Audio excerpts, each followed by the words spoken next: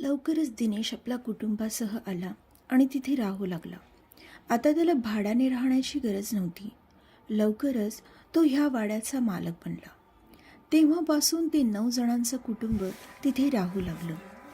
आधीचे काही दिवस तर सामान लावण्यातच निघून गेले, कारण नाही म्हटलं तरी 7 मुलांचे कपडे, किचनचं सामान, त्या व्यतिरिक्त इतरही सामान होतंच. हळूहळू ते सर्वजण नवीन घरात रुळू लागले. एवढं घर त्यांनी कधी स्वप्नातही पाहिलं नव्हतं. सर्वच जण खुश होते. खास करून सुरेखा खूप खुश होती. त्यांचं राहतं घर गेल्यापासून तिची नेहमी धडपड असायची की छोटं का होईना स्वतःचं घर असावं. पण तिच्या अपेक्षापेक्षाही जास्त तिला मिळालं होतं. सर्व मुलांसाठी त्यांची सेपरेट रूम होती, तरीही अजून खोल्या शिल्लक होत्या. सुरेखा अगदी मनापासून खुश होती, पण तिच्या लक्षात आलं की तिने संपूर्ण वाडा पाहिलाच नाही. दिनेश कामाला गेल्यावर आणि मुलांना शाळेत सोडल्यावर घरात ती आणि तिचा भोळा मुलगा दोघेच राहायचे. म्हणून मग तिने ठरवलं की दुपारच्या जेवणानंतर ती संपूर्ण वाडा बघेन. मग तिने आपलं पटापट आवरून घेतलं आणि मग वरती जायला निघाली. तिने खालच्या खोल्या पाहिल्या होत्या, म्हणून तिने वरच्या मजल्यावर जायचं ठरवलं. त्याप्रमाणे ती आली. तिच्या अपेक्षेपेक्षा खूपच सुंदर होतं सगळं. ती गुलाबांची झाडं, ती मोकळी जागा जिथून पावसाचं पाणी पडतं आणि घर बसल्या पावसात चिंब होण्याचा आनंद घेता येईल. मग शेवटी तिला तो झोपाळा दिसला.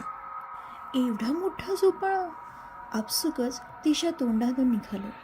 तिला मोह आवरता आला नाही. ती पळत गेली आणि बसणार तोच तिला झोपाळ्याच्या मागे असणाऱ्या खोलीतून कोणती तरी वस्तू इकडून तिकडे आणि तिकडून इकडे गडगडण्याचा आवाज आला. जणू काही एखादा हंडा इकडून तिकडे घरंगळत गेलाय. सुरेखाच्या पोटात गोळा झाला. ती थोडा वेळ थबकली, पण पुन्हा तोच आवाज. घाबरत घाबरतच तिने विचारलं, कोण कोण आहे तिकडे? तिकडून आवाज आला, माझ्याकडे एक हंडा आहे जो सोन्याने भरलेला आहे. तो तुला मिळू शकेल. पण काय? सुरेखा म्हणाली. तेवढ्या तिला आपल्या त्या भोळ्या मुलाचा म्हणजेच जयचा आवाज आला आणि मग ती तिथून निघून गेली. काही वेळानंतर ती कामात असल्याने सगळं विसरून गेली. पण रात्री झोपताना पुन्हा तिच्या डोक्यात त्या आवाजाचा विचार आला. तिने विचार केला, तो आवाज कोणाचा होता? कोणीतरी मस्करी करत होते की मग आत भूत? नाही, मला नाही वाटत. पण जर ते भूत असेल तर? एवढ्या दिवसात आम्हाला कोणालाही काही त्रास झाला नाही. मग ते भूत कदाचित चांगलं भूत असेल तर मला उद्या पुन्हा तिथं जावं लागेल. हा सर्व विचार करत करतच ती झोपली. मग दुसऱ्या दिवशी सगळ्यांचं रुटीन सुरू झालं. दुपारपर्यंत ती फ्री झाली.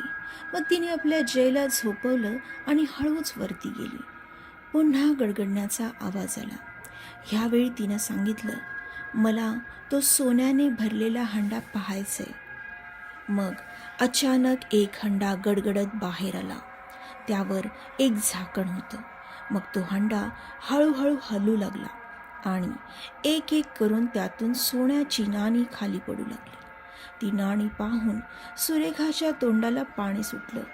ती लगेच नाणी उचलू लागली, पण ती नाणी एकदम गायब झाली. तिचा चेहराच पडला.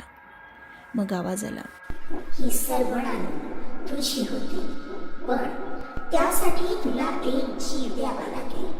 हे ऐकून सुरेखा घाबरली. जीव म्हणजे? जीव म्हणजे एक हाडा मांसाचा जीव हवाय, तरच तुला ही सर्व नाणी मिळतील. विचार कर, तुला काय हवंय?